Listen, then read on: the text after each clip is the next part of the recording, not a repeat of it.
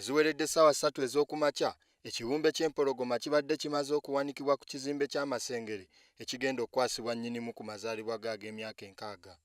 Ekibumbe kino kibalibwamu obuzito bwa kilo 3 era ng'olw'obuzito bwakyo kiwanikiddwa ebimotoka bigunduuza nga kitunudde mu lubiri lwa Ssaabasajja Mmengo. Era singa empologoma eyo ebadde tetuuse tubadde tetulina kye tukoze naye Katonda w'amaanyi Omukama mulungi empologoma etuuse mu budde bwennyini. Ekibumbe kino kyabumbiddwa mu ggwanga erya Buyindi nga kiwundiddwa mu mayinja ag'omuwendo nga kiwemmensa obukadde 18 obwa Uganda.